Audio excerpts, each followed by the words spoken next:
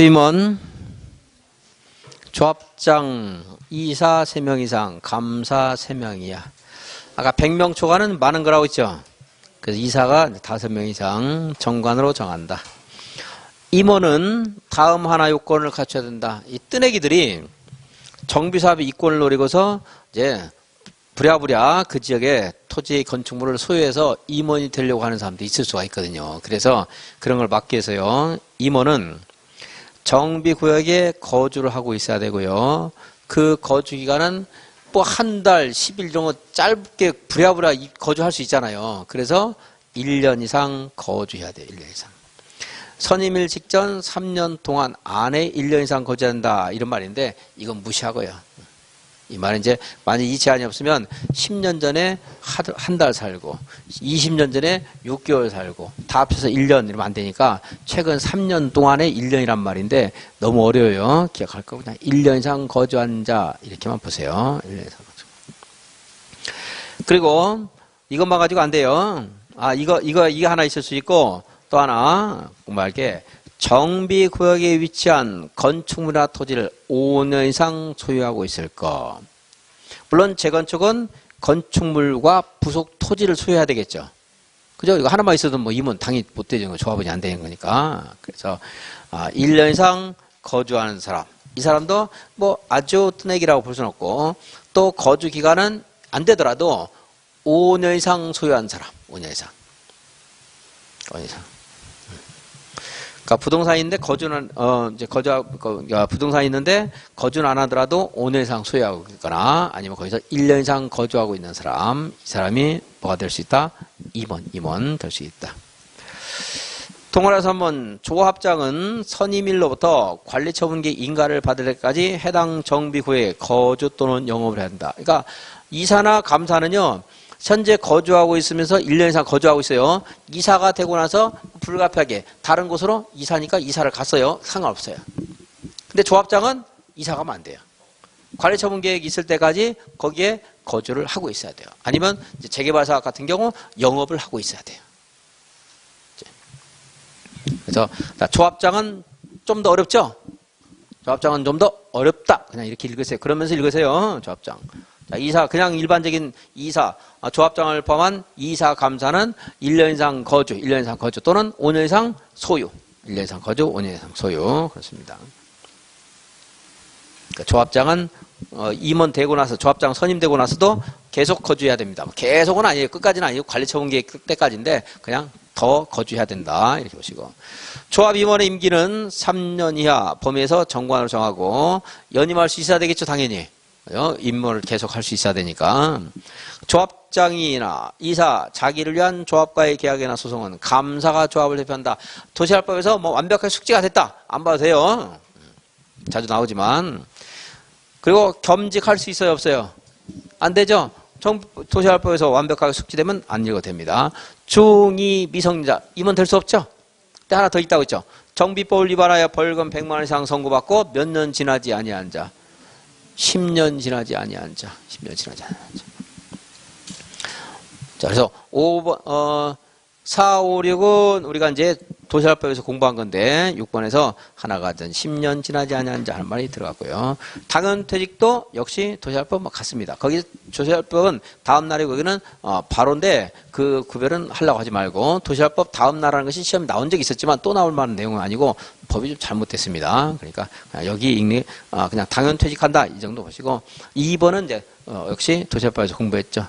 퇴임한 임원이 관여한 행위는 효력을 잃지 아니한다. 그러니까 4, 5, 6 측은 정리가 돼 있으면 여기서 따로 읽을 필요 없습니다. 근데 이제 6번에 벌금 100만 원 10년 지나지 아니한 자 하나 추가된 거예요. 이제 이렇게 생각하면서 공부해야 돼요. 다른 거 막 그냥 똑같이 계속 읽지 말고 8번까지네요. 8번까지 4, 5, 6, 7, 8 같은 내용이죠. 그러니까 여기 새로 들어간 게 뭐 임원의 수 같은 건 뭐 그렇게 중요하지 않고요. 임기 3년 이하 연임할 수 있다. 그죠? 그리고 1년 이상 거주하거나 5년 이상 소유한 자 임원이 될 수 있습니다. 총회 대의원회 총회 소집 역시 꽤 중요하다 싶어서 했는데 작년에 뭐 이것도 답으로 하나 처리된 게 있습니다. 지문적에 또 나올 수 있으니까 보겠습니다. 조합장이 소집을 하는 거예요. 조합장이. 자기가 필요하면 소집하는 거예요, 이제. 그리고, 조합원들이 소집 요구할 수 있어요. 자, 본래, 보통 상법에서 소수 사원권 해가지고 다수결에 따라서 의결하는 것이지만 소수가 그래도 항의할 수 있는 기회를 주는 것이 보통 5분의 1 줄 때, 5분의 1. 5분의 1. 그래, 5분의 1이 조합 총회 소집 요구할 수 있어요.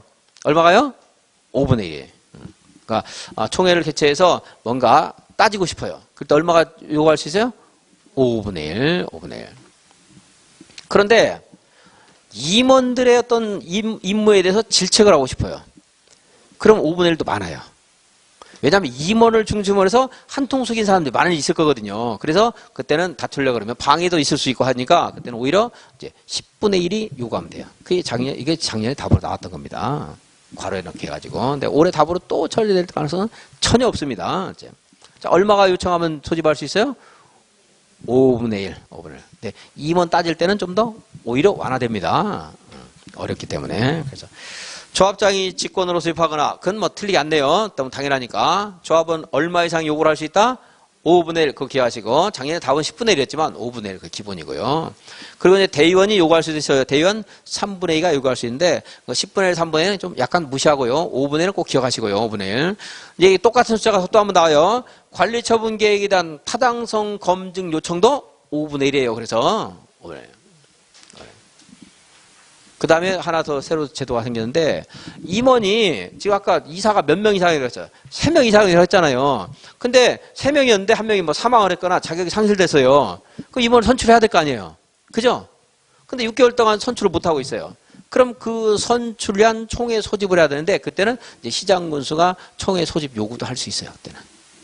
그래서 밑에 시장군수가 요청할 때 임원의 사임, 해임, 임기 만료로 몇 개월 이상 선임이 안 되고 있어요? 6개월 이상 선임되지 않으면 시장군수가 소집을 할 수도 있다. 그런 거예요. 자, 숫자 2개. 얼마 이상을 우리가 요청해야 되죠? 5분의 1. 시장군수가 이제 시장군수 소집할 때는 얼마 이상 선임이 안 되고 있어요? 6개월. 그래서.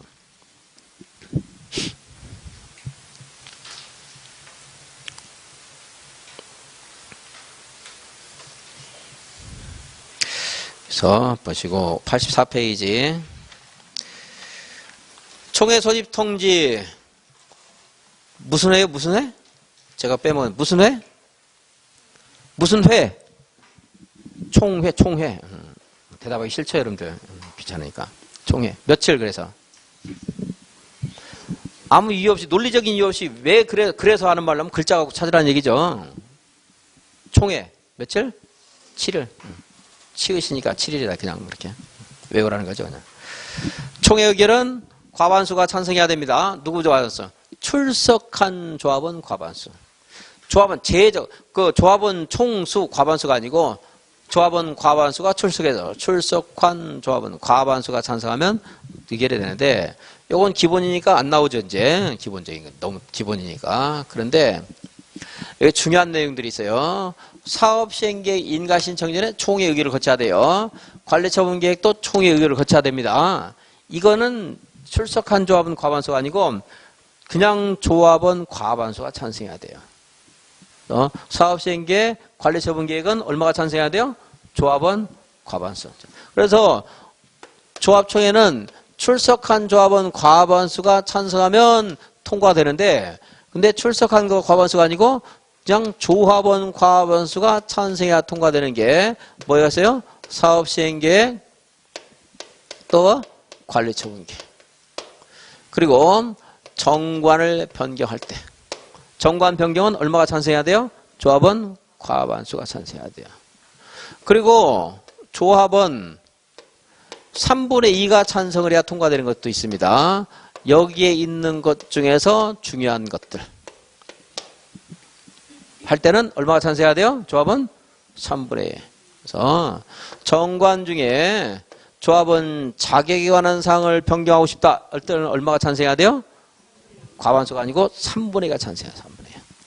그리고 정비구역이라든가 정비사업이라든가 시공자 선정이라든가 하는 게 있는데, 그래서 이게 이제 시험에 나오기 전에는 제가 자정 시비, 너무 중요해서 자정이 와서 시비 건다 해가지고 외웠는데, 그거는 이제 시험에 작년에 나왔기 때문에 또 나올 가능성이 없어서 그냥 자격만 보고 넘어갑니다. 조합원 자격에 관한 사항 변경할 때 얼마가 찬성해야 돼요? 3분의 2. 그냥 정관 변경 이렇게만 나오면 그렇게만 나왔어요. 그러면 얼마 찬성해야 돼요? 조합원 과반수. 네, 정관 중에서 조합원의 자격, 제명, 탈퇴, 교체, 제명, 탈퇴, 교체 하는 것도 자격과 다 관련된다고 볼 수 있죠? 이것은 얼마가 찬성해야 돼요? 3분의 1. 그리고 사업시행 계획이나 관리처분 계획에는 사업에 필요한 정비사업비가 있겠죠, 여기도. 정관에도 있지만. 그리고 관리처분 계획에도 정비사업비가 있죠, 여기. 정비사업비의 추산액과 조합원의 분담 규모, 부담 규모 하는 게 있습니다. 이런 것들이 이제 있는데, 이 정비사업비가 처음에 결정할 때 조합원 과반수가 찬성을 했어요. 근데 정비사업비가 100분의 10 이상 증가하는 내용으로 의결을 하고 싶다. 이럴 때는 조합원 3분의 2가 찬성해요. 3분의 2가. 관리처분 계획을 수립했어요. 언제를 기준해서 분양 신청 기간이 이제 끝나서 관리처분 계획을 수립했습니다. 근데 분양 신청한 사람이 분양 신청을 또 철회할 수도 있어요. 분양 신청을 철회하게 되면 그럼 어떻게 됐어요? 정비사업비가 증가돼요. 왜냐하면 조합원들이 분담 100명이 1억씩 분담하기로 했는데 10명이 철회했어요. 그럼 90명이 100억을 나눠서 내야 되니까 1점 몇 억을 내야 될 거 아니겠어요. 그래서 정비사업비가 늘어날 수 있죠. 늘어날 수 있어요. 정비사업비. 그래서 분양 신청을 철회한 사람 때문에 정비사업비가 늘어나는 것은 중대한 변경 아닙니다. 왜냐하면 그 사람이 철회한 것은 일반 분양으로 돌려서 이득이 더 많을 수도 있어요, 우리한테. 그래서 여기 100분의 10은 분양 신청한 사람이 철회하여 증가한 정비사업비 부분은 포함하는 게 아니고 그건 빼고 순수하게 우리한테 부담되는 거. 100분의 10이 늘어날 때 3분의 2가 필요하다는 겁니다. 과반수 필요한 거 정사관, 정비사업, 정관, 사업시행계획, 관리처분계획, 수익과 변경. 그런데 3분의 2 필요한 거 정관 중에 자정시비 이렇게 외웠었는데 중요도가 떨어지니까 1번만 봅니다. 1번만. 조합원의 자격, 제명, 탈퇴, 교체에 관한 사항을 변경할 때는 조합원 얼마가 찬성해야 돼요? 3분의 2가 찬성해야 되고. 니은 정비사업비가 100분의 10 이상 늘어날 때도 조합은 3분의 2가 필요한데 물가 상승률을 빼고 그냥 볼 것도 없이 분양 신청하지 않은 자에 대한 손실보상 금액을 빼고 100분의 20 이상 증가해야 된다. 분양 신청하지 아니한 자에 대한 손실보상 금액을 빼고. 그러니까 분양 신청하지 아니한 자에 대한 손실보상 금액을 포함하여 100분의 10 이상 증가하는 경우 거의 이렇게 나올 거예요. 나온다 그러면 이 분양 신청하지 않은 사람이 만약에 나온다 그러면 얘를 포함해서 100분의 10 이렇게 나올 겁니다. 얘를 빼고 100분의 10 이렇게 말을 하려면 너무 지저분해지고 글자가 어수선해져요. 그러니까 만약에 얘가 나오면 얘를 포함해서 100분의 10 이상 늘어날 때는 3분의 2 이상이 필요하다. 틀렸죠? 틀렸다는 거. 출석. 서면으로 의결권을 행사할 때도 정족수를 산정할 때는 출석한 것으로 봅니다. 아까 과반수가 출석하라 이랬잖아요. 조합원이 100명이면 51명이 출석을 해야 되는데 그때 그냥 서면으로 우편으로 자기의 찬반 의사를 통지해도 그 사람 출석한 거예요. 근데 현장에 100분의 10은 꼭 출석이 있어야 돼요. 현장에. 만약에 100명이다 그러면 10명은 거의 현장에 있어야 돼요. 10명은. 나머지 41명은 우편으로 내가 의사를 표시해야 되는데 10명은 현장에 있어야 돼요. 근데 중요한 결정할 때는 20명이 현장에 있어야 돼요. 100분의 20 이상이에요. 창사관이에요. 창사관. 맨 처음 시작하는 총회가 뭐예요? 창립총회. 창립총회는 100분의 20이 있어야 돼요. 창사관이니까 사관인지 알죠? 사업시행 계획에 대한 의결할 때. 그리고 관리처분 계획에 대한 의결할 때는 얼마가 있어야 돼요? 현장에 100분의 20 이상 있어야 되고 마지막으로 정비사업비에 관한 결정할 때도 100분의 20 있어야 되는데 이 말은 여러분들이 나중에 기억하거나 응용하기 너무 어려우니까 그냥 버리고 창사관만 볼게요. 원래는 얼마 있어야 돼요? 100분의 10. 근데 창사관처럼 중요한 거 할 때는 100분의 20. 아까 위에서는 정사관이 되고는 창사관입니다. 정관은 아까 이제 정사관이 3분의 2 과반수였잖아요. 그죠? 정관 중에 정비사업비에 관한 사항은 3분의 2가 필요한데 그거에 관한 결정할 때는 천장이 100분의 20이 있어란 말인데 이게 왔다 갔다 하면서 너무 정신없어 안 돼요, 여러분들이. 정리가 안 될 거니까 정리할 수 있는 데까지. 자, 정사관 얼마가 찬성해야 돼요? 과반수. 창사관 얼마가 있어야 돼요? 100분의 20. 그리고 이제 정관 중에 뭘 변경할 때는 3분의 2가 찬성해야 되죠? 자격. 그리고 정비사업비 얼마 이상 늘어날 때 100분의 10. 자, 대의원의 100명 이상일 때 둬야 된다. 대여 조합원수의 10분의 1 이상으로 하는데 도시할법은 100분의 10이라고 했지만 여기는 10분의 1 돼 있는데 뭐 똑같은 말이죠. 근데 대의원이 100명을 초과한다. 10분의 1이 100명을 초과한다 할 때는 100명 이상의 범위에서 10분의 1 이하로 할 수 있다. 이 말은 무슨 말인가를 이제 숫자를 예를 들면서 이해하시면 되겠습니다. 자, 500명이다. 조합원이 몇 명 있어야 된다고요? 대의원이? 만약 조합원이 500명이면 대의원이 몇 명 이상 있어야 돼요? 50명 이상 있어야 되는 거죠? 그리고 조합원이 5,000명이다. 그럼 얼마 이상이면 된다는 거예요? 100명 이상이면 된다는 거죠? 10분의 1 이상이 100명을 초과할 때는 꼭 10분의 1을 요구하지 않고 대의원이 너무 많잖아요. 100명도 많아서 대의원을 두라고 했는데 대의원이 500명이면 얼마나 많아요. 그러니까 10분의 1 이상이 만약에 100명을 초과하면 500명이 100명 초과했잖아요. 그럴 때는 그냥 100명 이상이 범위에서 10분의 1 이하에도 된다 이 말이에요. 언제나 10분의 1 이상 해야 된다. 틀렸잖아요. 그죠? 그래서 조합장은 대의원이 될 수 있어요. 조합장은. 이사 감사는 대의원이 안 됩니다. 주민대표회의 아까 봤죠? 5명 이상 25명 이하이고 과반수가 찬성해야 되고 시장 군수 등 승인을 받는다고 있고요. 그리고 3번에 뭐 의견을 제시할 수 있다. 이건 보지 말고 동그라미 2번 시공자를 추천할 수 있다. 아까 앞에서 온 거. 추천하면 추천받은 자를 시공자로 선정하여야 한다 그랬어요. 4번, 5번은 그냥 한번 읽어보시고 안 읽어도 되겠어요. 지금 본 것만 보시고 그냥 무심코에 읽는 것들은 별 도움이 안 되거든요. 시험에서. 우리 시험의 특징이. 사업시행계획 인가를 받아야 되는데 시장군수에게 인가 받아야 되고 변경할 때도 인가 받아야 되죠. 폐지하거나 중지할 때도 인가 받아야 됩니다. 물론 경미한 사항은 신고만 해도 되는 거 있지만 사업시행계획서에는 토지용 계획 그리고 토지 어디에 건축물을 배치할 것인가 기반시설, 이용시설 어디에 어느 규모로 설치할 것인가 임시거주소를 포함한 주민 이주 대책 그리고 세입자 이주 대책 이제 공가가 발생하니까 범죄 예방 대책 건축물의 높이나 용적률에 관한 건축 계획이나 정비구역부터 몇 미터? 200m 이내 교육설이 있는 경우에 교육환경 보호에 관한 계획 그리고 그래서 이러한 경우에는 교육감과 협의해야 됩니다. 사업시행계획 인가에 대해서 정비, 사업비 등등등이 있다. 그냥 무슨 비용 부담 이런 말 나오면 안 돼요. 이거는 건축행위에 관한 계획이니까 뭐 비용 부담 이런 말 나오면 안 돼요. 비용 부담 이런 거 어디 나오는 거예요? 관리처분계획에 나오는 거예요. 이제 관리처분계획에. 분양은 관리처분계획에. 여기는 각종 어떤 뭐 설치라든가 하는 계획, 대책. 뒤에 그래서 굵은 글씨로 제가 계획, 대책 이런 말 쓰는 거예요. 사업시행계획 인가를 받으면 또 이제 뭐 개발행위라든가 형질 변경이라든가 의제되는 행위들이 있어요. 그럴 때 협의를 요청받은 관계행정위원장은 얼마 이내에 의견을 제출하라고요? 30일. 의견을 제출하지 않으면 거부한 게 아니에요. 협의된 것으로 본다. 여기도 30일이 제일 길어요. 나중에 이제 뭐 협의기간 한번 총정리 한번 하겠습니다.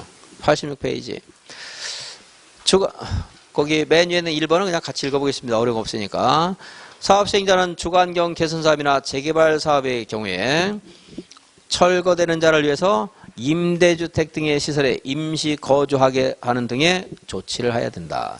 임시 거주시설을 설치하기 위해서 필요할 때는 국가나 지자체, 공공단체, 개인의 시설이나 토지를 일시 사용할 수 있고 그때 국가나 지자체는 제3자와 이미 매매 계약을 체결했거나 다른 사용 계획이나 허가 등이 없는 즉 정당한 사유가 없으면 사용 신청을 거절할 수 없고 사용료는 면제한다. 누가? 국공유지.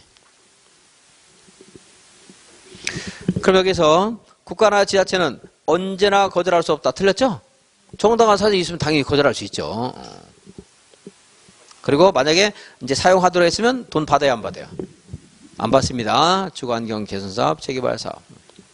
그리고 이러한 개선사업과 재개발사업에서는 토지를 이제 필요할 때는 수용도 할 수 있어요. 사업시행자가. 정비후에 사업을 해서 토지 수용할 수 있는데 재건축 사업은 그냥 되는 게 아니고 천재지변으로 긴급하게 사업할 때 공공시행자가 이제 수용할 수 있고 이제 누가 언제 수용할 수 있는가 해서 뭐 시험에서 물어볼 가능성이 많지 않고요. 수용할 때 항상 빌려 쓰는 법 있죠? 공익사업법. 공익사업법. 근데 이때 준용할 때 뭐가 있을 때 사업인정고시가 있는 거예요? 지금 좀 정리하셨을 거예요. 뭐요? 여기 사업시행계획 인가 고시가 있으면 사업시행인가 고시가 있으면 사업인정고시가 있었던 것으로 본다. 용적률 완화. 그 재개발 사업에서 또는 그 개선 사업이나 재건축 사업에서 주거 이전비 지급하거나 재개발 사업에서 상업적인 영업 손실 이런 거 보상을 해야 되거든요. 근데 법정 그런 보상 이상을 보상했을 때는 용적률을 혜택을 줘요. 얼마까지? 125까지. 100분의 125 이하에서 완화 적용할 수 있다. 사업시행자가 법정 보상 이상 보상했다. 그럼 얼마까지 완화할 수 있어요? 100분의 125. 재건축 사업의 특례 아까 칠판에 설명했던 겁니다. 네모안에 조합 설립의 인가나 변경에 동의하지 아니한 자. 이거 매도 청구. 조합 설립 인가나 변경에 동의하지 아니한 자. 천재지변으로 긴급하게 사업할 때 시장 군수 등 토유택 공사 등 신탁업자에게 사업 시행자 지정할 수 있잖아요. 공공시행 아까 봤죠? 근데 거기에 이제 그 동의하지 않은 사람, 반대한 사람 있을 수가 있는데, 자, 이러한 경우 1, 2번을 다 볼 거 없고요. 1번만 잘 보셔도 돼요. 자, 조합 설립의 인가 변경에 동의하지 아니한 자. 이러한 자에게 뭐 할 수 있다? 매도 청구. 자, 양괄호 1번. 사업시행계획 인가 고시가 있은 날로부터 30일 이내에 위의자에게 동의 여부에 동의 여부에 회답할 것을, 동의 여부에 답변을 해줄 것을 서면으로 촉구해야 되고, 토지 등 소유자는 그 촉구 받는 날부터 얼마 이내에 회신을 해야 돼요? 2개월 이내에 회신해야 되고, 그 숫자만큼은 기억을 좀 해주라고 했죠. 다 하려면 어려우니까. 그리고 이제, 이때 반대사를 표시했거나, 뭐 회신을 안 해도 반대한 거죠.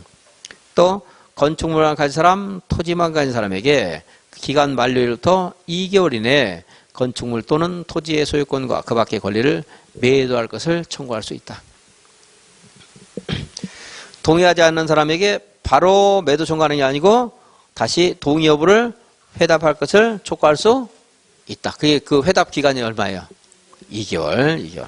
그건 실제 기억해서 가져가시면 될 것 같고, 토지 분할 청구 역시 아까 앞에 말했던 겁니다.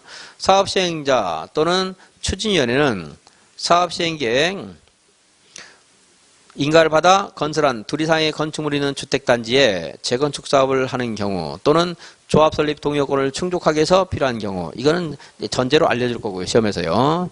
자, 주택단지의 일부 토지에서 건축법상 분할 제한 면적이 미달되더라도 토지 분할을 청구할 수 있다. 이 말은 원래 건축물이 있는 대지는 건축법상 분할 제한 면적 미만으로 분할 못하잖아요. 그죠? 지금은 이제 아파트 단지가 한 필지로 정리가 되는데, 이렇게 이제 여러 필지가 합해서 아파트 단지가 조성되는 경우 있을 수 있거든요. 이렇게. 뭐 이렇게 그냥 있다고 쳐볼까요? 이렇게. 세 필지, 네 필지를 합해서 아파트 단지가 만들어졌어요. 그런데 얘하고 권리관계 조정하다 보니까 여기가 한 필지가 이렇게 있었는데, 여기를 딱 자르게 됐어요. 이렇게. 그럼 여기 이 토지가 분할 제한 면적 미만일 수도 있거든요. 근데 여기 지금 건축물이 있어요, 없어요? 있잖아요. 이 필지에 여기 건축물이 있잖아요. 이 건축물이 있어도 분할 제한 면적 미만으로 분할할 수도 있더라. 권리관계 조정하다 보면 그 말입니다. 다음에 토지 분할 청구 전에 당연히 뭘 먼저 해야 돼요? 협의를 해야 돼요. 그 협의가 안 되면 이제 법원에 토지 분할 청구를 하는 거고, 토지 분할 청구된 경우에 법원에 대법원까지 가서 분할이 완료되려면 앞으로 10년 더 걸릴 수도 있어요. 그래서 법원에 분할 신청하면 이 분할이 어디까지 되는가는 모르더라도 분할은 분명히 되는 거예요. 우리 법에 보장하고 있는 분할이에요. 그렇기 때문에 그때 분할되어 나가는 토지나 건축물과 관련된 토지 등 소유자 숫자가 숫자가를 수작이라고 써놨네. 뭔 수작을 부린 건 아닌데 제가. 숫자가 전체 얼마 이하일 때, 10분의 1 이하이고 아까 말한 동그라미 2번은 줄 안 그어도 돼요. 너무 당연하니까. 분할되어 나가는 토지 위에 건축물이 분할선상에 위치하면 안 되겠죠? 이제 분할되는 토지, 우리가 사업하는 곳은 철거할 거니까 뭐 어디 있어도 상관없어요. 근데 분할되어 나가는 것 건축물은 그게 철거될지 안 될지 모르거든요. 그러니까 분할 경계선에 있으면 당연히 안 되겠죠. 그리고 자, 전체 얼마 이하일 때 10분의 1. 이럴 때는 이제 조합설립 인가 신청 또는 사업시행계 인가를 받을 수가 있다는 겁니다. 아직 토지 분할이 완성 안 됐어도. 지정개발자가 3명이 있을 수가 있는데 토지 등 소유자, 민관합동법인, 신탁회사가 있어요. 돈을 가지고 혹시 튈 수 있는 가능성이 제일 높은 사람 누구예요? 민관이고 민관합동법인이거든요. 민간과 관. 정부가 합동한 법인, 민관합동법인. 토지 등 소유자, 민관합동법인, 신탁회사 누가 튈 가능성이 제일 높아요? 토지 등 소유자지 왜 신탁회사예요? 토지 등 한 명인데 한 명. 신탁회사 법이 만든 거고 민관합동법인도 법이 만드는 거고 단체고요. 토지 등 소유자. 사람들 너무 믿네요, 여러분들은. 큰일 나는데 사회생활 어떻게 하려고 사람을 믿네. 사람 못 믿을 건 사람. 믿을 놈 하나 없다 그러잖아요. 그 놈이 사람이에요. 믿을 놈 하나도 없다. 믿을 법인 하나도 없다 이런 말 없어요. 말도 안 되는 속담을 했나 어쨌든 믿을 놈 하나도 없습니다. 누굴 못 믿어요? 토지 등 소유자. 토지 등 소유자가 정비사업이 지멋대로 쓴다고 하면 가지고 찾아가지고 출금해서 도망가면 안 되잖아요. 그래서 정비사업의 100분의 20을 예치하게 할 수 있다. 얘가 못 찾아 쓰게. 조금씩밖에 못 쓰게. 얼마? 100분의 20. 누가 사업승인자 할 때? 토지 등 소유자가 사업승인자 할 때. 그러니까 지정개발자인 토지 등 소유자예요. 지정개발. 아까 여기서 토지 등 소유자라는 것은 재개발 사업에서 토지 등 소유자가 사업한다는 것은 19명이 공동으로 한다는 말이고, 지정개발자인 토지 등 소유자는 토지 등 소유자 한 명, 갑 한 명 말하는 거예요. 여기서는 말하는 것은 이제 갑 그 말하는 거죠. 88페이지. 관리처분계획. 사업시행계획 인가 고시하시면 분양 신청하는 거죠. 그리고 사업시행계획 인가 고시 후에 120일 이내에 일정한 사항을 토지 등 소유자에게 통지하고 또 일간신문에 공고를 합니다. 통지 공고가 강의를 좀 했던 건데 작년에 사실 나왔어요. 시험에서. 나왔는데 어렵지 않으니까 제가 이제 구별을 한번 해주겠습니다. 먼저 통지사항은 1번에 있는 거예요. 분양 대상자별 종전 토지나 건축물의 명세와 가격. 네가 가지고 있는 토지 이건데 그 가격은 이거다. 분양 대상자별 그리고 앞으로 얼마 분담할 것이다. 추산액 이런 거 통지해줘요. 그래야지 내가 내 아파트가 이거 가격 평가 받았는데 앞으로 내가 얼마 부담할 것이고 그럼 내가 분양받으면 아파트 비교해서 내가 이득이다. 손해다. 이거 비교 형량에서 분양 신청해야 될 거잖아요. 그죠?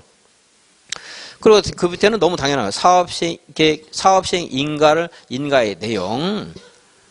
우리가 의결했지만 내용 잘 몰라요. 또 통지해주고 또 정비사업의 종류, 명칭, 정비구역의 위치와 면적 우리가 앞에서 다 들었지만 주민설명회 했지만 참가한 사람도 있고 안 한 사람도 있고 가서 조른 사람도 있고 핸드폰만 만진 사람도 있고 또 알려줘요. 상식입니다. 그냥 암기하라고 하지 않습니다. 시험에서도. 분양 대상 대지나 건축물의 내역 분양 신청 기간과 장소, 신청 자격, 신청 방법, 분양을 신청하지 아니한 자에 대한 조치, 어떻게 보상할 것인가 이런 내용들 다 알려줘요. 우리한테. 뭐 상식적인 거라고 생각하면 돼요. 분양 신청서 이런 것도 이제 통지를 해주고 공고사항은 위에 있는 거 공고하는 거예요. 일반 분양할 거 아니에요. 그죠? 일반 분양하니까 사업시행인가 어떻게 됐는가, 아파트 몇 세대가 몇 평짜리 만들어지는가, 어디에서 만드는가, 정비사업의 종류와 명칭과 정비구역은 어디에 있는가, 분양되는 대지와 건축물이 무엇인가, 분양 신청 기간과 장소, 신청 자격, 신청 방법, 분양 신청하지 아니한 자에 대한 조치, 토지 등 소유자 외의 권리자의 권리신고 방법 이런 것들이 있는데 여기에서 1번에 있는 것 중에 2번에 없는 게 있거든요. 없는 거 두 가지만 보면요. 어렵지 않으니까 그냥 1. 분양 대상자별 종전 토지나 건축물의 명세. 2번 분양 대상자별 분담금의 추산액. 이거 일간신문에 공고해요, 안 해요? 안 하죠? 우리가 조합원인데 우리들에게 여기 앞에 있는 사람부터 해가지고 이 사람 가진 재산과 이렇게 뭡니까? 그 분담금을 일일이 거기다가 공고를 해요, 안 해요? 할 필요 없잖아요. 그냥 알려주면 되는 것이지. 그죠? 자기들만 하는 거지. 왜 일간신문에 공고해서 전국에다가 내가 뭐 가지고 있는가 그거 알려줄 수가 없는 거잖아요. 그죠? 그러니까 1번 분양 대상자별 이 말 나오면 공고해요, 안 해요? 안 하잖아요. 그렇게만 하면 정리하면 돼요, 이제. 그리고 공고하는 거 통지하는 것은 그냥 상식적으로 분양과 관련된 사항을 다 공고 통지하는 거다. 근데 개인정보는 공고하면 돼요, 안 돼요? 당연히 안 되는 거죠. 개인정보니까. 1번, 2번은. 그 7번도 분양신청서는 우리한테 보내지만 공고에 뭐 분양신청서까지 공고하진 않는데 그걸 물어볼 가능성은 없으니까 버리고 7번도 이제 통지는 하지만 공고를 안 하는 것 중에 하나예요. 근데 그까지 하면 어려우니까. 자, 1번, 2번 봐요. 분양 대상자별 개인정보 공고해야 하네요. 안 한다. 그럼 돼요. 나머지는 그냥 같다고 생각하시면서 읽으시면 돼요. 외우려고 하지 마시고.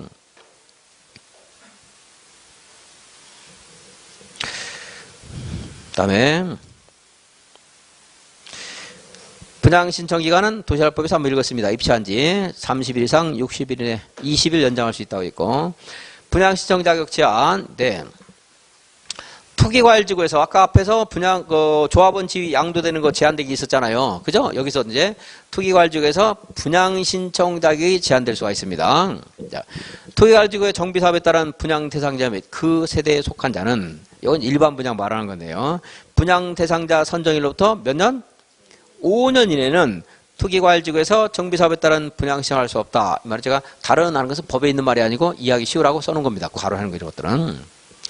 조합원의 경우에는 이제 분양 대상자 선정이라냐고 처음 관리처분계 인가 받으면 그때부터 이 사람은 분양 대상자가 된 거예요. 그러니까 5년간인데 구별하지 말고 둘 다 그냥 몇 년 동안 5년간 이렇게만 보세요. 5년간 제한된다.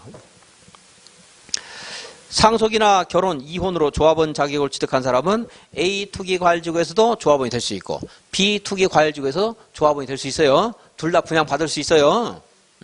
일반 분양도 양쪽 다 받을 수 있어요. 왜? 그냥 하나에서 분양 받았는데 다른 투기과열지구에서 상속, 결혼, 이혼으로 조합원 자격을 취득했다. 이럴 때는 분양 신청할 수 있다. 여기 결혼 있고 앞에 결혼 없는데 그 구별하려고 하지 말고 그냥 상속, 이혼 나오면 예외가 있다. 관리처분계획. 관리처분계획은 이제 사업시행 계획이 발표되고 나서 우리가 그걸 믿고 이제 분양 신청했죠. 그러니까 분담금 내역 같은 거 있었죠. 그래서 그것에 따라 통지받은 내역, 분담금 내역 그런 것에 따라서 이제 분양 신청을 하게 되면 분양 신청 기간이 끝난 날을 기준해서 분양 설계를 합니다. 환지에서는 환지 설계, 전체적인 큰 내용을 다 계략적인 내용을 정하는 거. 여기도 분양 설계하고 분양 대상자 주소와 성명, 분양 대상자별 분양 예정 대지나 건축물의 추산액. 아직 확정 안 됐으니까 추산액 이런 말 썼잖아요. 분양 예정 대지나 건축물의 추산액. 종전 토지나 건축물은 가격이 확정됐겠죠? 사업시행계획 인가 고시 기준한 가격. 이 3, 4 비교해서 나중에 청산금 지급 결정해야 될 거 아니겠어요. 그죠? 근데 내가 소유권만 있는 게 아니고 5번처럼 분양 대상자가 종전 토지나 건축물에 관한 소유권 이외의 권리가 있을 수 있잖아요. 지상권, 전세권 이런 거 있을 수 있죠? 그거 다 청산할 때 감안해 줘야 될 거 아니겠어요. 그죠? 그래서 이러한 내용들 그리고 이제 이러한 것들이 결정되면 정비사업비의 추산액을 결정하고 아직 확정은 안 됐지만 추산액 그리고 그에 따른 조합원의 부담 규모, 부담 시기 하는 게 있어요. 이제. 그래서 왼쪽에도 보면 그 통지사항에 5번 몇 번에 있냐? 이 동그라미 2번에 보면 분양 대상자별 분담금 추산액 하는 말 있었죠? 이거 알려줘야 내가 돈을 얼마 물지해서 분양신청할 거 아니겠어요. 그리고 이제 그에 따라서 관리처분계획에도 당연히 이제 조합원의 부담 규모, 부담 시기 하는 게 있는데 왜 이제 이걸 받느냐면요. 여기에 있는 왼쪽에 있는 분담금의 추산액 총액과 총액 통지했어요. 총액 오른쪽에 이제 관리처분 이게 이제 이거 다 끝나고 나면 관리처분계획 수립하는 거잖아요. 관리처분계획을 수립했더니 조합원의 부담 규모의 총액도 나올 거 아니에요. 이게 달라질 수가 있어요. 달라지는데 만약에 100분의 20 이상 증가됐다 이럴 때는 이 관리처분계획이 과연 타당한 것에 대해서 이제 타당성 검증을 해야 돼요. 왜 여기서 이제 분담금의 추산액은 왜 달라질 수가 있냐면 여기서 분담금의 추산액은 얼마지 분양신청이 아직 된 게 아니잖아요. 조합은 1000명인데 그래도 900명은 분양신청하겠지 해가지고 분담금의 추산을 했더니 분양신청을 오히려 안 해서 800명밖에 안 됐다든가 이럴 수도 있잖아요. 그럼 여기서 분담금이 달라질 수 있잖아요. 이게 관리처분계획. 그죠? 근데 조금 달라지는 건 괜찮아요. 100분의 20 이상 달라지면 야 이놈들이 뭐 돈 떼먹으려고 달려놨나 해가지고 관리처분계획에 타당성 검증을 요청하라는 거예요. 얼마가 증가했을 때요? 100분의 20. 자, 다음에 정비사업비의 추산액이 있죠? 있죠? 사업시행계획에도 정비사업비가 있었어요. 다른 것들은 각종 계획과 대책인데 사업시행계획도 정비사업비 뭔가 사업하는데 돈 없이 사업 못하잖아요. 그 정비사업비 있습니다. 근데 사업시행계획에는 정비사업비가 관리처분계획이 왔더니 역시 100분의 10 이상 증가했대요. 그럼 타당성 검증을 요청을 해야 돼요. 보세요. 얼마 이상 증가했을 때요? 100분의 10. 다음에 7. 세입자의 권리명세, 일반 분양분, 임대주택, 부대시설, 복리시설 같은 것들을 다 관리처분계획에 어떻게 분양할 것인가 하는 내용들이 있고, 기존 건축물 철거 예정 시기, 관리처분계획 수립 후에 철거하는 거죠. 그죠? 여기 철거 예정 시기죠. 여기서 다 정한 따위에 따라 하는 거니까. 그 밑에 가격평가, 아래 표에 따른 감정평가업자가 평가하는 금액을 산술평균한다인데 주관경 개선사업과 재개발사업은 국가에서 좀 많이 간섭을 하죠. 공권력 간섭하죠. 그래서 시장 군수 등이 선정한 2 이상의 감정평가업자가 산정을 하고요. 그래서 이제 평균합니다. 재건축 사업은 시장 군수 등이 1명 이상 선정하고 우리들이 1명 이상 선정해요. 그러니까 최소 2명 이상이 2명이 이제 감정평가하면 역시 이 2사람이 평가한 금액을 산술평균에서 감정평가, 산술평균에서 결정합니다. 개선사업과 재개발은 누가 선정해요? 시장군수. 재건축은요? 시장군수가 하나 이상이 돼 하나를 읽을게요. 하나. 그리고 우리가 하나 해서 얘네들이 공평하게 평균 내가지고 가격을 산정합니다. 관리처분의 기준, 종전 토지나 건축물의 면적, 이용 상황 등을 고려해서 균형 있게 합리적으로 배분된다. 뻔한 거고 줄글 필요 없어요. 지나치게 좁거나 넓은 것은 증가시키거나 감소시킨다. 너무 좁다 이런 것들은 그냥 현금으로 청산해도 된다. 정부역 지정 후에 토지가 하나 있었는데 지정 후에 이득을 많이 취하기 위해서 분할됐다. 이런 거 현금으로 청산할 수 있다. 후 나오면 보호되지 않을 수 있다고 했죠. 분양 설계는 언제 한다고 했어요? 분양 신청하고 있는 도중에 하면 안 될 거 아니겠어요. 그죠? 분양 신청 기간이 끝나는 날, 만료되는 날. 이게 이제 한자가 자꾸 바뀐 것도 있는데 만료는 바뀌었는가 안 바뀌었나 모르겠네요. 어쨌든 끝난 날 기준에서 수립한다. 90페이지. 주택공급. 1세대 또는 1인이 하나 이상의 주택이나 토지를 소유한 경우 몇 개를 줘요? 1주택. 2인 이상이 하나의 주택이나 토지를 공유하고 있다. 몇 개 줘요? 1주택. 그리고 이제 재건축에서도 재건축은 조금 특례가 좀 많은데요. 개인의 그 재산권 사적 자치가 조금 더 보장이 됩니다. 투정부리면 몇 개를 줘요? 하나밖에 안 준다고 했죠? 아무리 뗐어도 여기는 하나밖에 안 줘요. 투기과열지구나 조정 대상 지역은 1주택. 자, 2주택이 있어요. 2주택. 얼굴에 뭘 쓰니까 2주택이 됐어요? 얼굴 2개가 됐어요? 가면 쓰면. 사업시행계획 인각 고시 기준 한 날 고시한 날 기준에서 종전 토지나 건축물의 가격 범위 내에서 2주택. 종전 토지나 건축물의 가격 범위 내에서 2주택. 또는 내가 주택을 소유하고 있었어요.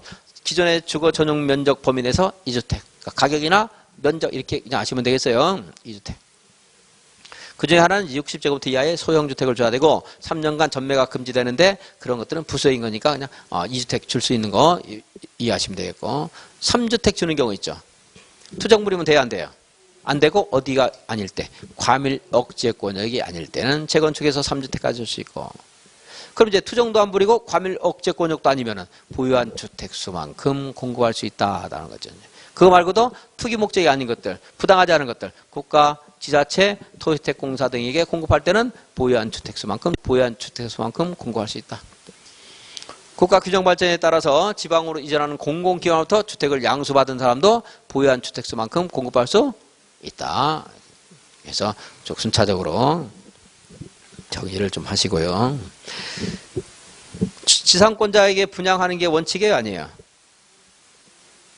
아니라고 했죠? 아니고 관리처분 방법의 기준이 있는데 재건축은 특히나 사적 자치가 좀 보장이 된다고 했습니다. 조합은 전원 동의받으면 관리처분의 기준을 따로 정할 수 있다. 양가 5번에 정비사업을 통해서 분양받을 건축물이 다음에 해당하는 경우에는 기준일 다음날 기준으로 건축물을 분양받을 권리를 산정한다 했는데 한 필지의 토지가 여러 개의 필지로 분할이 됐어요. 그러면은 뭔가 한 날 이후에는 하나 보호를 안 하고 그 전에 했을 때는 보호를 할 수 있어야 되잖아요. 2번도 단독이나 다가구 다세대로 전환됐어요. 그러면 원래 하나인데 여러 개가 된 거잖아요. 그럼 기준점이 있어야 될 거 아니겠어요? 어느 날까지는 여러 개 주고 어느 날까지 했을 때는 여러 개가 될 수 있고 그날 이후에 이렇게 전환되면 그 사람들은 꽝이다 이 말이에요. 나대지에 건축물을 건축하거나 공장을 철거하고 다세대를 건축하거나 이런 경우 있을 수 있죠. 그래도 어느 시점이 있겠죠. 어느 시점. 4번도 토지와 건축물을 한 사람이 가지고 있었는데 각각 분리해 소유한다. 우리가 도시를 공부한 거예요. 뭐뭐한 후에 하게 되면 현금으로 청산할 수 있다 이랬잖아요. 얘네들도 현금으로 청산할 수도 있어요. 그러니까 분양받을 권리가 이제 배제될 수 있다는 말이죠. 근데 기준일이 좀 특이한 게 있어요. 언제가 기준이냐면 기준일이 기준이 아니고 기준일 다음날 기준으로 해서 분양받을 권리를 산정한다 그랬어요.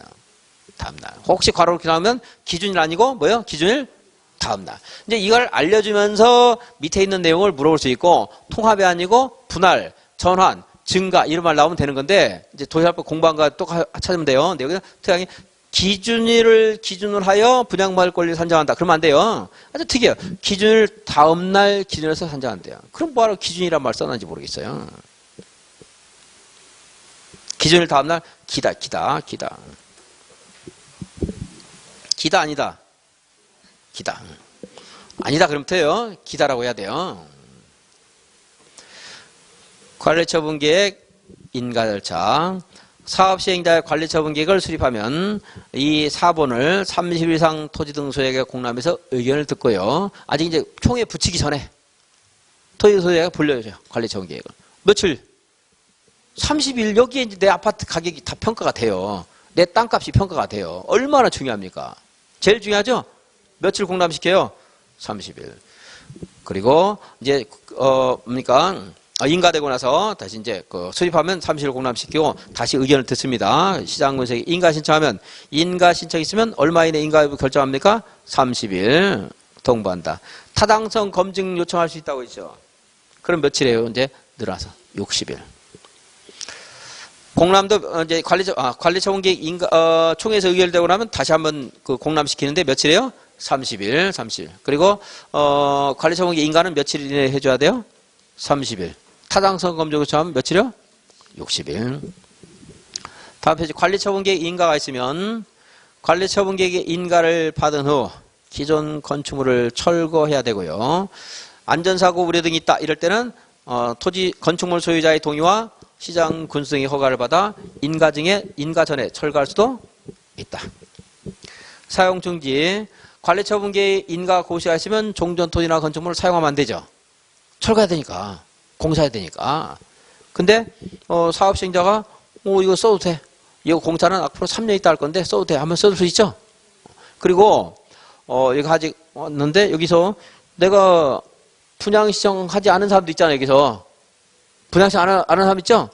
그 사람도 어떻게 해야 돼요? 보상해줘야 돼요. 보상해줘야 하는데 보상 절차가 완료되지 않았다. 이럴 때도 그 사람은 사용할 수 있습니다. 타당성 검증 요청.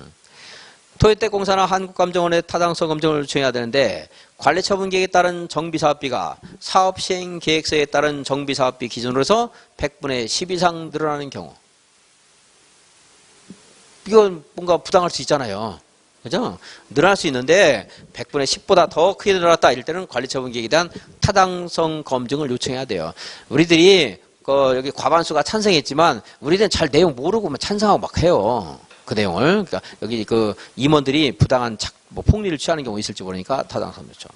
또 사업시행계획 인가 고시 후에 분양 신청을 받기 전에는 일정한 사항을 토지등록소유가 통지하는 게 있었죠.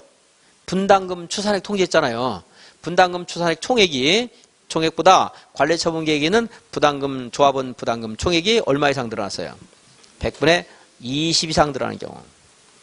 토지등록소유자에게 통지한 분양 대상자별 분담금 총액 기준에서 관리처분계획에 따른 조합원 분담 경우가 100분의 20 이상 늘어나는 경우. 그리고 이제 개인 우리 조합원들 다수결의 횡포에 맞서서 소소가 따질 수 있을 때 몇 분의 몇? 5분의 1 이상이 관리처분계획에 타당성 검증을 요청할 때. 근데 관리처분계획 며칠 이내에 인가해 주라고 했어요. 좀 전에. 30일. 근데 관리처분계획 인가 신청했는데 관리처분 인가하기 목전에 29일 되는 날 타당성 검증해 주세요 하면 안 될 거 아니겠어요. 그러니까 얼마 이내에 하라고 했어요. 15일 이내에 요청을 해야 됩니다. 자, 다시 분담금 나오면 얼마예요? 100분의 20. 정비사업비 얼마? 100분의 10. 내용 몰라도 정비사업비 100분의 10 이상 증가하면 아까 조합원 3분의 2 찬성이 필요했어요. 그 각각에서 100분의 10 늘어난 거고 여기는 사업시행계획이 있는 것보다 관리처분계획이 늘어났단 말인데 어쨌든 그냥 100분의 10 나오면 3분의 2. 여기도 이제 타당성 검증 요청. 분담금 나오면 얼마? 100분의 20. 조합원 얼마 이상? 5분의? 얼마 이상이니까 5분의 그래 다 말해버렸네. 5분의 1이지 뭐 그냥 5분의 2는 아닐 거고. 자, 그리고 며칠 이내 해야 돼요? 15일에. 비용은 이제 사업 시행자에게 부담하게 할 수 있다. 요청한 자에게 부담하게 할 수 있다고 그러면 안 돼요. 우리가 요청만 그래 공부했잖아요. 이게 단일 문제 나올 수 있거든요. 그럼 이제 그냥 박스를 해서 몇 가지 말면 되는 것도 있고 지문 5개 나올 수 있는데 조합은 5분 이상의 요청으로 타당성 검증을 했을 때는 그 비용을 요청한 자에게 부담하게 할 수 있다. 그러면 안 돼요. 누구한테 부담하게 할 수 있다? 시행자에게. 왜냐하면 시행자가 못된 짓을 해서 이거 타당성 검증 요청한 거거든요. 시행자에게 책임 있다고 볼 수 있죠? 물론 이제 책임 해보니까 너무 타당해요. 그럼 부담 안 시키지 이제 시장운수가 비용 부담하는 거고. 해보니까 못된 짓을 했어요. 그럼 이제 걔한테 누구한테? 요청한 자가 아니고 시행자에게 부담하게 할 수 있다. 좀 특이하니까 내용 이해를 하시면 됩니다. 분양 신청하지 아니한 자에 대한 조치. 분양 신청하지 않은 사람도 있을 수 있죠. 그래서 관리처분계획 인가 고시된 다음 날부터 며칠?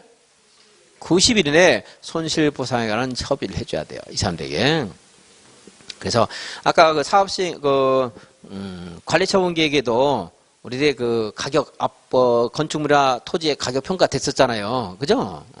근데 분양시장 거기서 내가 너무 뭡니까 잘못됐다 해가지고 분양시장 하지 않은 사람이 있을 수 있거든요. 그래서 그 사람에게 이제 손실보상에 관한 제가 관리처분계획을 하는데 말을 잘못했네요.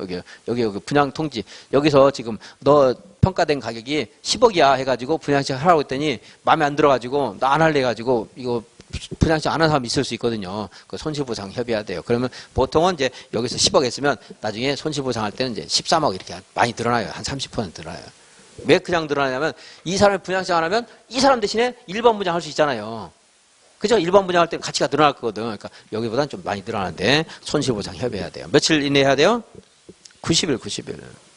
관리처분계획 인가 고시 다음 날부터 90일 내에 다음 해자와 손실보상에 관한 협의를 한다. 분양신청하지 않은 사람, 분양신청 기간 종료 전에 분양신청 처리한 사람, 투기과열지구에서 분양신청할 수 없는 사람. 아까 있었죠? 몇 년 동안 못했죠? 분양신청? 5년 동안 못했거든요. 그래서 이제 부당하게 박탈당한 사람이 있을 수 있어요. 관리처분계획에 따라 분양 대상에서 제외된 자, 과소토지라서 제외되거나 제외된 자 이런 사람에게 어떻게 해야 돼요? 손실보상에 관한 협의를 해야 된다. 협의가 안 되면 이제 그 협의를 하는데 협의가 되면 좋은데 협의가 잘 안 될 거예요. 협의가 안 되면 이제 협의가 되지 않으면 60일 이내 이제 토지수용위원회에 수용 재결 신청하는 거야, 이제. 그러면 또 수용 재결 신청 가기 전에 사업시행자가 조금 또 올려줘요, 또 이제. 거기서 한 7, 8% 좀 더 웃돈 붙여줘요, 이제. 토지수용위원회 가면 조금 늘어날 가능성이 약간 있어요. 근데 토지수용위원회에서 늘어나는 것보다 이 사업시행자가 붙여주는 게 조금 이득이에요. 왜냐하면 사업시행자는 절차가 진행될수록 내가 손해잖아요. 그러니까 토지수용위원회에서 만약 5천만 원 늘어날 것 같으면 야 거기 가지 말고 내가 8천만 원 불려줄 테니까 협의하자 그래요, 이제. 근데 버티니까 끝까지 이제. 버티면 이제 또 중앙토지수용위원회까지 가요. 그럼 거기서는 이제 깎아진대. 안 늘어나면 안 돼, 이제. 거기서까지 늘어나면 이게 다 감정평가에서 늘어나는 건데 감정평가업자들이 결정한 것이 잘못됐다는 것이 늘어나는 거거든요. 그럼 자기들 감정평가업자들이 서로 다 알지 않겠어요? 또 늘어나면 이제 계속 반발을 하겠죠, 이제. 자, 근데 외울 것은 절차는 뭐 다른 거 무시하고 시간 있으면 좀 더 재밌는 데 가겠지만 안 되니까. 자, 외우는 것은 분양 신청하지 아니한 자 대표적으로 보시고 2, 3, 4는 분양 신청 어쨌든 다 안 한 거예요. 분양 안 받는 사람들이에요. 똑같은 내용이라고 보시고 관리처분계획 언제죠? 언제? 관리처분계획 인가 고시 다음 날 며칠? 90일에서 외운 것은 이제 분양 신청 안 했으니까 이 사람들 뭐라고 했어요? 떠나 관다고 해서 외운 거고. 자, 분양 신청하고 나머지 자녀분 일반 분양할 수 있어요, 없어요? 있죠? 이것도 가끔 종종 나오니까 기억하라고 있고. 92페이지 공사 완료 있습니다. 그럼 이제 준공검사 후에 공사 완료 고시, 그 다음에 소유권 이전 고시, 등기 같은 것들은 뭐 됐고요. 이제 뭐 절차가 가끔 나오기도 하는데 뭐 한 번 본다고 해서 아는 게 아니고 공부하는 과정에서 자연스럽게 습득한 가지고 뭐 찾는 수밖에 없습니다. 외우는 게 아니고.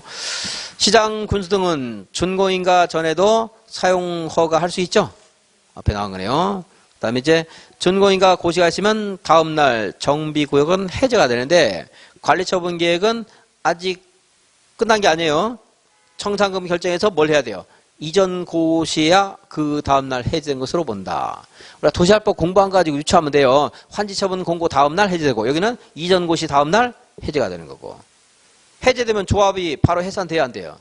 안 된다고 했죠? 조합의 종소에 영향을 주지 않는다. 도시활법에서 공부한 그 내용이고. 소유권 취득도 언제예요? 이전 고시 이튿날에 다음날. 저당권 지상권 언제 이전해요? 이전 고시 다음날 이전받은 대지나 건축물에 설정된 것으로 본다. 거기도 1번 외가로 1번 외가로 2번에 뭐 다 전부 다 다음날 하는 것만 잘 지어가시면 다음날.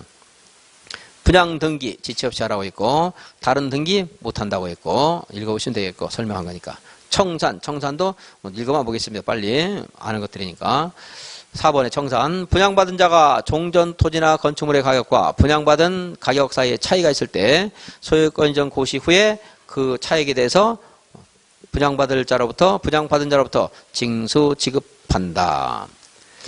정관 등에서 분할 징수, 분할 지급할 수 있도록 분할 지급, 분할 징수할 수 있다. 근데 이제 지급을 게을리하는 사람에게 강제 징수할 수 있는데 강제 징수하려면 위탁해야 되겠죠? 시장군수에게. 얼마 지급해야 돼요? 징수한 금액의 100분의 4. 소멸시효 몇 년? 5년. 언제부터 진행해요? 다음 날이에요? 고시일이에요? 다음 날.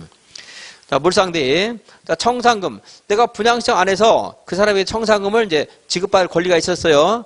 청산금을 지급받아버리면 일반 재산 돼요. 특정이 안 되니까 안 되고, 청산금 지급받기 전에는 그 내가 분양신청할 수 있었던 건축물의 그러한 가치가 청산금에 그대로 화체가 돼 있죠. 그러니까 그걸 지급하기 전에 압류하면 저당권을 행사할 수 있다. 언제 압류라고 했어요? 전. 93페이지 비용 부담이나 정비 기반설에 대해서 앞에서 공부한 것과 유사하기 때문에 이래서 안 합니다 하려고 했는데 시간이 없으니까 무시하고요. 공공지원에서 시장군수 할 수 있다고 했죠? 맨 밑에 보시면 공공지원은 이제 공적으로 하는 거예요. 말 그대로 지원하는 사람이 돈 내는 거예요. 시장군수가 부담한다. 원칙 시장군수가 부담해요. 네모에 보면 공공지원을 이제 하는 일이 있는데 1, 2, 3, 4, 5 한번 간단히 읽어보고 줄 긋지 마세요. 추진위원회나 주민대표회를 어떻게 구성할 것인가 이런 것들을 이제 알려주는 거예요. 어떻게 하는가 업무 절차 같은 거. 정비사업 전문 관리업자를 선정하는 방법이나 선정도 공공지원하는 자가 할 수도 있고 설계자나 시공자를 어떻게 선정하는가 선정 방법이라든가 사업시행계획서에 사업시행계획서는 세입자 주거대책 같은 게 있죠. 그 주거 이주대책 수립하는 것, 관리처분계획을 어떻게 수립하는가 이런 것들 알려주는 거예요. 공공지원이. 이래서 추진위원회가 필요 없다는 거예요. 이게 있으면. 그죠? 자, 그런데 1, 2, 3, 4, 5를 대충 열심히 봐도 마찬가지고 대충 봐도 의미가 없으니까 제가 생각하는 우리 출제하는 분에서 가능성이 조금 높은 거 한 가지로 그냥 하겠습니다. 2번 보면 정비사업 전문관리업자 선정해 줄 수 있다고 했죠. 시장군수할 수 있어요. 근데 이제 공공지원을 시장군수가 할 수 있고 공사에게 맡길 수 있고 신탁업자에게 맡길 수 있어요. 그러니까 공공지원을 위탁한 거예요. 괄호에 보면 위탁 지원자는 선정을 위한 지원으로 한정한다. 이 말 있죠. 자, 다시 남양주시가 만약에 공공지원합니다. 재건축 사업에서. 그럼 정비사업 전문관리업자를 남양주시가 선정할 수 있어요. 정비사업 전문관리업자가. 근데 남양주시가 안 하고 지방공사에게 공공지원을 맡겼어요. 그럼 지방공사는 정비사업 전문관리업자를 선정 못해요. 선정할 수 있는 방법만 알려줄 수 있어요. 자, 그게 괄호 안에 말이에요. 위탁 지원자는 정비사업 전문관리업자 선정을 위한 지원으로 한정한다. 있는데 다 보지 말고 그 말만 보겠습니다. 시장군수가 하면 정비사업 전문관리업자 선정할 수 있어요? 없어요? 있다. 자, 그러면 지방공사, 토지주택공사 등이 공공지원을 위탁받은 경우에는 정비사업 전문관리업자를 선정할 수 있다. 그런 바지에 틀려요. 선정할 수 있다. 그러면 돼요? 안 돼요? 안 된다는 거.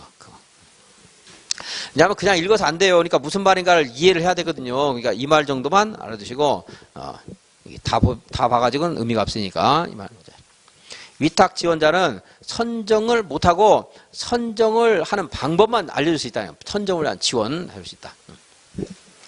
다음 페이지 맨 마지막에 국공유재산 처분 보겠습니다.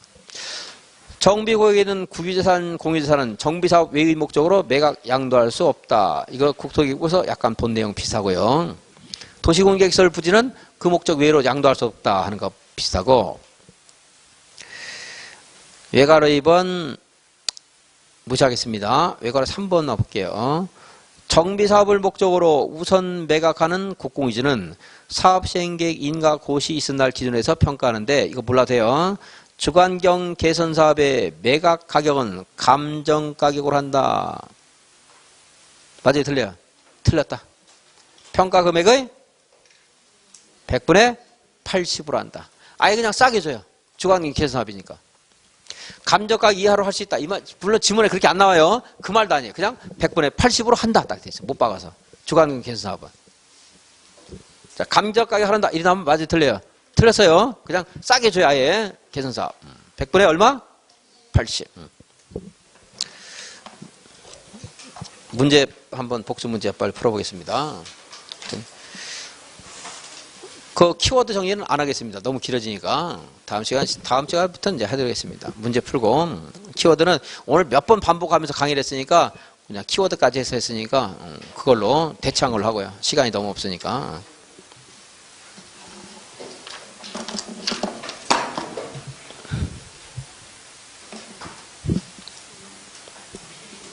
이거 매해 해왔는데 그래도 까먹죠? 있는가 없는가?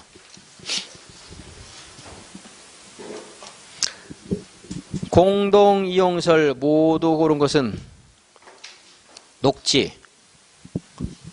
맞아요? 틀려요. 타가소, 경로당, 마을회관, 공동구. 아니죠. 자, 니은, 디귿, 리얼. 토지 등록 소유자 몇 명인가? 그래서 재개발 사업이에요. 재개발 사업. 1번 몇 명이에요? 1번 지번 1번 필지. 예? 내 눈이 나빠졌나? 2명. 토지 소유자 A 1명, 건축공사 B 1명, 2명이잖아요. 2명이죠? 재개발 사업. 토지 소유자 또는 건축공사 또는 지상권자. 2번 필지. 이거 1명이네요, 그거는. 3번 필지. 1명. 4번. 1명. 4번에 토지 소유자와 지상권자 있는데 대표하는 사람 한 명이죠. FG 공유자 역시 한 명이고 E와 FG를 대표하는 사람 한 명과 합해서 한 명. 그러니까 다 해서 몇 명이에요? 하나, 둘, 셋, 네 명. 네 명 맞나? 하나, 둘, 셋, 넷, 다섯 명. 3번 관례처분계획 기준에 관한 설명으로 틀린 것은 투기과열지구 조정 대상지역에서 사업시행계획 인가를 신청하는 경우 아닌 과밀 억제 권역에 위치한 재건축사업의 토지 등 소유자에게는 소유한 주택수의 범위에서 5주택까지 공급할 수 있다. 맞아요, 달라요? 틀려요. 틀렸죠? 몇 개? 3주택. 투기과열지구에서 재건축사업을 한다. 한 명이 1주택 이상을 소유한 경우라도 1주택을 공급한다. 맞죠? 투정부리니까 하나. 같은 세대에 속하지 않은 둘 이상이 1주택을 공유하고 있다. 같은 세대에 속하지 않는 이 말 볼 것도 없어요. 둘 이상이 하나의 주택을 공유하고 있다. 하나. 숙소, 기숙사다. 소유한 주택수만큼 공급할 수 있다. 국가 균형 발전에 따라 지방으로 이전하는 공공기관부터 양수했다. 그 공공기관처럼 취급하면 된다겠죠? 소유한 주택수만큼. 1번이 틀렸고. 4번. 조합 설명으로 틀린 것은 조합을 설립하는 경우에 정비구역 지정 고시 후에 위원장을 포함한 5인 이상의 위원 및 운영 규정에 대해서 과반수 동의와 시장군수 승인 받아야 되고 재개발사업 추진위원회가 조합을 설립하려면 4분의 3 토지면적 2분의 1 동의를 받아 정관 등을 첨부해서 인가받아야 되고 정비사업의 투명성 강화 등을 위해서 재건축사업에 대한 시행 과정을 지원하는 경우에 추진위원회를 구성하지 아니할 수 있다. 이게 바로 공공지원을 말하는 거예요. 정비사업의 투명성 강화, 효율성 제고를 해서 시장군수 등이 재건축사업에 대한 시행 과정을 지원한다. 즉 시장군수가 하니까 공적으로 지원한다. 정비사업 전문관리업자 선정할 수 있죠? 시장군수가 하니까. 근데 지방군수 할 때는요. 선정을 위한 지원 업무에 하나는 거지 선정을 할 수는 없어. 재건축사업의 추진위원회가 조합을 설립하려는 때는 주택단지 안에 있는 공동주택 각 동별 구분수자 과반수의 동의와 일단 맞아요. 주택단지 전체 구분수자 4분의 3 토지면적 4분의 3 동의 받았다.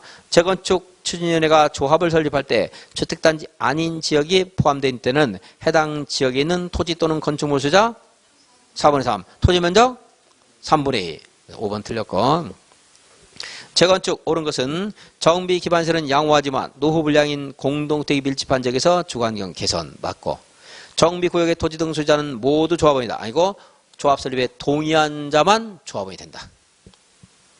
재건축에 따른 허가를 받으면 보존등기 이전 등기 할 때 국민택채권 매입 규정 적용하지 않는다. 아니고 개선사업에서 그래요. 주거환경 개선사업에서 그렇고 해석이 많죠. 개선사업. 그리고 국군지 매각할 때도 감정가격의 100분의 80으로 매각하도록 하고 있고 투기과열지구에서 조합 설립 인가 후에 재건축 지역 안의 건축물 또는 토지를 양수한 자는 조합원이 될 수 없다.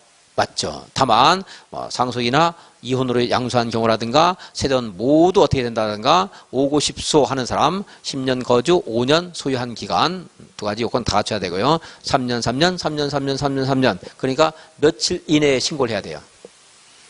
60일 이내에 신고한 자 라부터 양수한 사람은 조합원이 될 수 있다. 그러니까 기억 리을 6번 기본계획 틀린 것은 대도시가 아닌 시의 경우에 도지사가 기본계획을 수립할 필요가 없다고 인정할 때는 기본계획을 수립하지 아니할 수 있다. 맞아요? 대도시는 면제할 수 있어요? 없어요? 그리고 기본계획 수립할 때 14일 이상 공람시키고 지방에는 60일 내에 의견을 제시해야 되고 군수는 기본계획을 수립할 때 도지사의 승인을 받아야 된다. 이런 식으로 문제도 꼬아내는 경우 많지는 않지만 혹시 나올 수 있어. 군수 강조하고 싶어서 한 거예요. 군수는 기본계획 수립 안 합니다. 기본계획을 수립하면 지체 없이 공부의 고시, 국장에게도 보고도 해야 됩니다. 기본계획 10년 단위로 수립하고 5년마다 타당성 여부를 검토해서 반영해야 됩니다. 근데 이거는 이제 최근에 국장이 이걸 한다 해서 틀리게 했지만 절차는 맞는 겁니다. 재건축 사업의 안전진단 설명으로 옳은 것은 안전진단 실시 요청할 때는 정비 예정 구역에 위치한 건축물 및 부속 토지 소유자 얼마 이상 동의받아야 돼요. 10분의 1. 구조안전상 사용 금지가 필요하다고 인정하는 경우에는 실시하지 아니할 수 있죠. 사용 금지. 국장이 시도지사에게 결과보고서 제출을 요청할 수 있고 필요할 때 시도지사에게 결과의 적정성 여부에 대한 검토를 요청할 수 있다. 맞네요. 얘는. 천재 지분으로 분기되어 신속히 사업을 할 필요가 있다. 사업할 필요가 있다고 인정할 때 안전단을 실시해야 된다. 생략할 수 있다. 토지 등 소유자는 수익자 부담 원칙에 의해서 안전진단 비용을 부담해야 된다. 부담하게 할 수 있다. 요청한 자에게. 시장구조 허가를 받은 것을 모두 고른 것은 응급조치용 가설 건축물을 설치하는 것. 필요 없죠? 형질병정 목적으로 하지 않는 토석의 채취. 필요하죠? 형질병 허가. 종목의 벌치와 식재. 건축물 용도 변경. 니은, 디귿, 리얼. 필요한 것. 기존 건축물이 붕괴 등 안전사고 우려가 있는 경우에 해당 건축물에 대한 안전조치를 하는 것. 이런 것들은 뭐 넓은 의미의 응급조치라고 볼 수 있죠. 우리가 공부한 응급조치는 이제 사후조치고 이건 사전조치인데 뭐 넓은 의미의 응급조치다 볼 수 있는 거죠. 9번. 주택단지 옳은 것을 모두 고른 것은 제가 다 보려고 다 써놨어요. 주택법에 따라 사업계획 승인받아 주택부대 복리설을 건설한 1단의 토지. 이렇게 조성된 1단의 토지 중 도로 등으로 분리되어 따로 관리하고 있는 각각의 토지. 다 각각 주택단지예요. 정비법에서.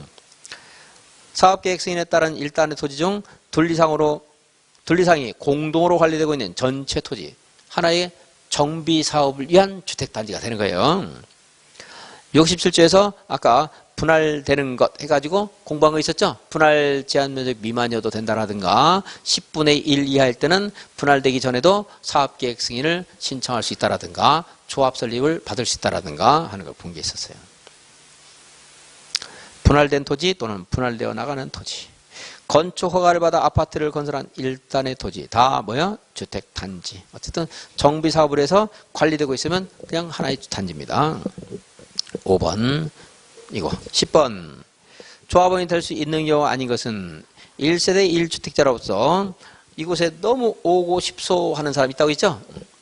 그래서 소유기간 10년 이상이고 거주기간 5년 이상인 주택을 양수받은 자 이상 조합원 될 수 있고 조합설립인가 후에 조합설립인가로부터 3년 이상 사업시행인가 신청이 없고 그 건축물을 3년 이상 계속 소유하고 있는 자가 사업시행인가 신청 전에 양도하는 건축물 양수한 자. 다 읽을 필요 없고 이제 3년만 그냥 찾으시면 돼요. 투기활주에서 양수했을 때 3년만 찾으세요. 3번 더 3년 내에 착공하지 못하고 3년 동안 소유하고 있는 자. 4번 3년 동안 준공되지 못하고 3년 이상 소유하고 있는 자. 투기활주로 지정 전에 계약을 체결했는데 시공을 얼마 이내에 하라고 있어요. 60일 이내에. 90일 안 되고 60일. 5번. 이렇게 해서 한번 복습 문제겠고 키워드는 아까 하면서 좀 꼼꼼히 한 편이니까 오늘은 생략하겠습니다. 수고하셨습니다.